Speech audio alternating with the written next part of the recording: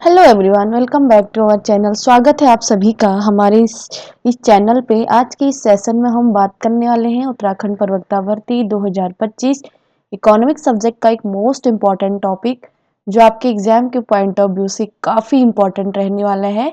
तो बने रहिए आज के इस सेशन में। तो आज का हमारा टॉपिक है ग्रॉस डोमेस्टिक प्रोडक्ट यानी कि सकल घरेलू उत्पाद के बारे में आज हम जानने वाले हैं। तो बने रहिए आज के इस सेशन में। Let's start now. तो फर्स्ट ऑफ ऑल हम यहाँ पर जानेंगे कि जो राष्ट्रीय आय होती है, कल हमने राष्ट्रीय आय के बारे में बात करा था कि जो राष्ट्रीय आय है, राष्ट्रीय आय एक वर्ष की समयावधि में जिन वस्तु एवं सेवाओं का उत्पादन किया जाता है उनका जो बाजार मूल्य होता है उसी को हम क्या कहते हैं, राष्ट्रीय आय कहते हैं। तो राष्ट्रीय आय के बारे में हमने जाना। अब हम जानेंगे कि जो राष्ट्रीय आय के समुच्चय होते हैं, वेरियस नेशनल इनकम एग्रीगेट्स, तो इनके बारे में हम आज बात करने वाले हैं। तो फर्स्ट ऑफ ऑल यहाँ पर है हमारा सकल घरेलू उत्पाद जिसे बोला जाता है जीडीपी यानी कि ग्रॉस डोमेस्टिक प्रोडक्ट। दूसरा हम जानेंगे शुद्ध घरेलू उत्पाद के बारे में जिसे बोला जाता है एनडीपी यानी कि नेट डोमेस्टिक प्रोडक्ट। यहाँ पर नेक्स्ट है सकल राष्ट्रीय उत्पाद जिसे बोला जाता है जीएनपी यानी कि gross national product. And then next है हमारा विशुद्ध राष्ट्रीय उत्पाद जिसे बोला जाता है एनएनपी यानी कि नेट नेशनल प्रोडक्ट। उसके बाद हम बात करेंगे राष्ट्रीय आय की, जो राष्ट्रीय आय जिसे हम शॉर्ट में बोलते हैं एनआई, नेशनल इनकम। नेक्स्ट देखेंगे प्रति व्यक्ति आय जिसे बोला जाता है पीआई, पर्सनल इनकम। नेक्स्ट हम यहाँ पर बात करेंगे व्यय योग्य आय या स्वायत्त आय जिसे बोला जाता है DI, short form disposable income. Next देखेंगे हम प्रति व्यक्ति आय जिसमें आएगा, जिसका बोलते हैं per capita income, per capita income हम इसको बोलेंगे। नेक्स्ट बात करेंगे राष्ट्रीय आय प्रचलित कीमतों पर तथा स्थिर कीमतों पर यानी कि national income of current price and constant price. ठीक है, तो इसके बारे में हम बात करेंगे। तो आज का हमारा टॉपिक रहेगा यहाँ पर जीडीपी के बारे में। उसके बाद वन बाय हम हर किसी के बारे में जानने की कोशिश करेंगे। तो चलिए यहाँ पर देखेंगे कि जो सकल घरेलू उत्पाद है यानी कि ग्रॉस डोमेस्टिक प्रोडक्ट जिसे शॉर्ट में जीडीपी कहा जाता है। तो सकल घरेलू उत्पाद से आशय एक देश की घरेलू सीमाओं के भीतर एक वर्ष में उत्पादित सभी वस्तुओं एवं सेवाओं के मौद्रिक मूल्य से है। ठीक, तो इसमें क्या होता है, कोई एक कंट्री होती है एंड देन इसमें 1 ईयर का टाइम पीरियड रहता है। अब 1 ईयर, जैसे 1 ईयर 1 अप्रैल टू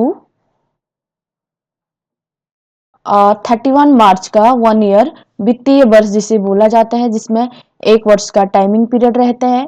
और देश की सीमाओं के भीतर जिन वस्तुओं एवं सेवाओं का उत्पादन किया जाता है उसका जो मौद्रिक मूल्य है उसी को हम सकल घरेलू उत्पाद या फिर जीडीपी कहते हैं। अब देखिए, जैसे फॉर एग्जाम्पल एक अर्थव्यवस्था में 3 वस्तुएं, यहाँ पर हम 3 ही वस्तु का एग्जाम्पल ले रहे हैं, बट करोड़ों सैकड़ों वस्तुएं भी होती हैं देश में। उन सारी वस्तुओं का इसी प्रकार से हम वहाँ पे जीडीपी देखेंगे। तो यहाँ पे एग्जाम्पल के तौर पे ओनली यहाँ पे हम 3 वस्तुओं का एग्जाम्पल लेते हैं, जैसे गेहूं है, चीनी है, लोहा है।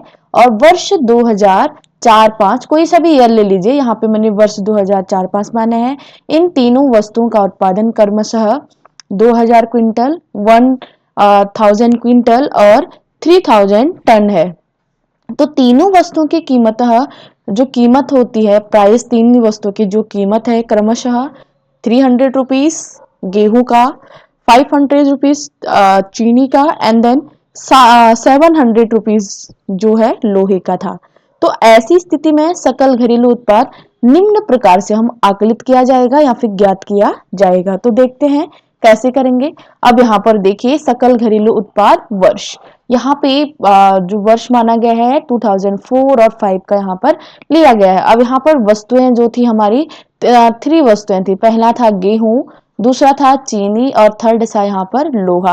अब देखेंगे दूसरा मात्रा यानी कि इसकी क्वांटिटी, इकाइयां, यूनिट्स भी बोल सकते हैं और इसी को हम यूनिट्स भी कहेंगे। ठीक है, तो किसी वस्तु की मात्रा यहाँ पे गेहूं की मात्रा है 2000 क्विंटल एंड चीनी की यहाँ पर मात्रा है 1000 क्विंटल एंड देन यहाँ पर लोहे का जो है वो है 3000 क्विंटल। ठीक, तो अब गेहूं का यहाँ पर जो प्राइस है वो 300 है, चीनी का प्राइस रुपये में यहाँ पर 5000 है, सॉरी 500 है, एंड देन जो लोहे का यहाँ पर प्राइस है वो 700 है। 300, 500 एंड 700 ये किसी वस्तु की कीमत है। ठीक, और ये जो 2000, 1000 और 3000 है ये वस्तुओं की मात्राएं या फिर उनकी क्वांटिटी या फिर यूनिट से कहलाती है। अब हम इसको सकल मौद्रिक मूल्य में कैसे रखेंगे, तो इसका सकल मौद्रिक मूल्य रखने के लिए हमें इसका और इसका यानी कि जो यूनिट्स हैं या क्वांटिटी है उसको कीमत से हम क्या कर देंगे, मल्टीप्लाई कर देंगे। ठीक है, तो जैसे यहाँ पर 2000 मल्टीप्लाई 300 तो यहाँ पर हमारा 6 लाख आ जाएगा। ठीक है, तो उसके बाद हम नेक्स्ट देखेंगे यहाँ पर चीनी की जो क्वांटिटी है, चीनी की क्वांटिटी और जो चीनी का प्राइस है उसको मल्टीप्लाई करेंगे तो यहाँ पर हमारा 5 लाख आ जाएगा। ठीक, एंड देन हम नेक्स्ट लोहे का जो इकाई है या मात्रा है उसको उसकी कीमत से मल्टीप्लाई करेंगे तो हमारा यहाँ पे 21 लाख आ जाएगा। तो यहाँ पर जो जीडीपी रहेगी वो टोटली 32 लाख यहाँ पर हमारी क्या रहेगी, जीडीपी रहेगी। ठीक, ये हमारी जीडीपी रहेगी। Is that clear?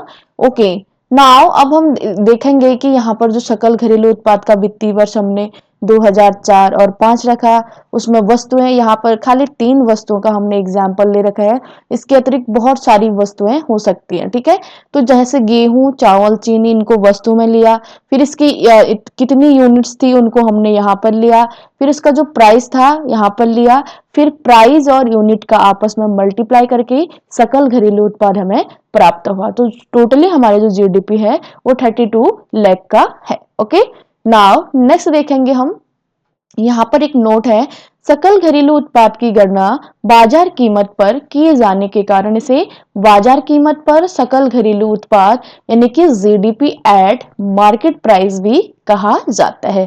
अब आपको पूछा जाता है कि सकल घरेलू उत्पाद को बाजार कीमत पर सकल घरेलू उत्पाद क्यों कहा जाता है, तो सकल घरेलू उत्पाद की जो गणना होती है, कैलकुलेशन होता है वो बाजार कीमत पर होता है, इसीलिए इसको बाजार कीमत पर सकल घरेलू उत्पाद यानी कि जीडीपी एट मार्केट प्राइस कहा जाता है। अगर इसको हम फॉर्मूले के रूप में रखना चाहें तो जीडीपी एमपी यानी कि GDP at market price is equal to P O P S.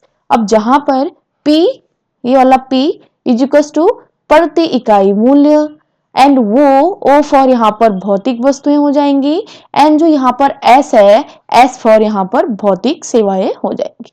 Is that clear? तो जो जीडीपी का बाजार कीमत पर गणना होने की वजह से इसको बाजार कीमत पर सकल घरेलू उत्पाद कहा जाता है। आपसे पूछा जाता है कि बाजार कीमत पर सकल घरेलू उत्पाद का फॉर्मूला क्या होता है, तो आप बोलेंगे जीडीपी एमपी यानी कि market GDP at market price, इसको बोलेंगे पी ओ पी एस, जहां पर P होता है प्रति इकाई मूल्य, O क्या होता है भौतिक वस्तुएं होती हैं, एंड देन जो S होती है वो भौतिक सेवाएं होती है। नाउ नेक्स्ट देखेंगे कि सकल घरेलू उत्पाद में निजी और सार्वजनिक दोनों क्षेत्रों के उत्पादन को शामिल किया जाता है। ठीक है, जो सकल घरेलू उत्पाद होते हैं यानी कि जीडीपी ग्रॉस डोमेस्टिक प्रोडक्ट होता है, उसमें जो प्राइवेट सेक्टर के गुड्स होते हैं या प्रोडक्ट होते हैं और जो पब्लिक सेक्टर के प्रोडक्ट होते हैं उन दोनों को इंक्लूड किया जाता है, और इसको हम निम्न सूत्र के रूप में यहाँ पर लिखेंगे या प्रस्तुत करेंगे। देखिए, जैसे GDP market at market price is equal to CP plus CG plus IP. ठीक है, आईपी है और ये क्या है, सीपी है, प्लस आईजी। ठीक है, तो इसको हम जैसे GDP market price is equal to CP plus CG plus IP plus IG. तो सीपी फॉर आपको पूछा जा सकता है एग्जाम में कि सकल घरेलू उत्पाद में प्राइवेट सेक्टर और सर्विस पब्लिक सेक्टर की दोनों वस्तुएं या प्रोडक्ट आते हैं, तो उसको हम सूत्र रूप में कैसे प्रस्तुत करेंगे, और उसमें जो सीपी है उसका मतलब क्या है, तो सीपी का मतलब होता है निजी क्षेत्र में उपभोक्ता वस्तुओं और सेवाओं का उत्पादन। सीजी का मतलब होता है सरकारी क्षेत्र में उपभोक्ता वस्तुओं और सेवाओं का उत्पादन, एंड देन आईपी का मतलब होता है निजी क्षेत्र में पूंजीगत वस्तुओं और सेवाओं का उत्पादन। एंड जो ये लास्ट आईजी है, इसका मतलब होता है सरकारी क्षेत्र में पूंजीगत वस्तुओं और सेवाओं का उत्पादन। ठीक है, तो आज हमने देखा सकल घरेलू उत्पाद। ठीक है, राष्ट्रीय आय के समुच्चय थे, इसके बारे में हमने बात करी। आज हमारा फर्स्ट टॉपिक था सकल घरेलू उत्पाद। नेक्स्ट क्लास में हम एनडीपी के बारे में जानेंगे। ठीक है, तो ये थी आज की क्लास। आई होप कि आपको पसंद आई होगी। अगर आपको ये वीडियो पसंद आती है तो वीडियो को लाइक करें, चैनल को अपने दोस्तों के साथ शेयर करें और अपनी प्रिपरेशन को और बेहतर बनाएं। Thank you so much for watching. Bye bye everyone, take care.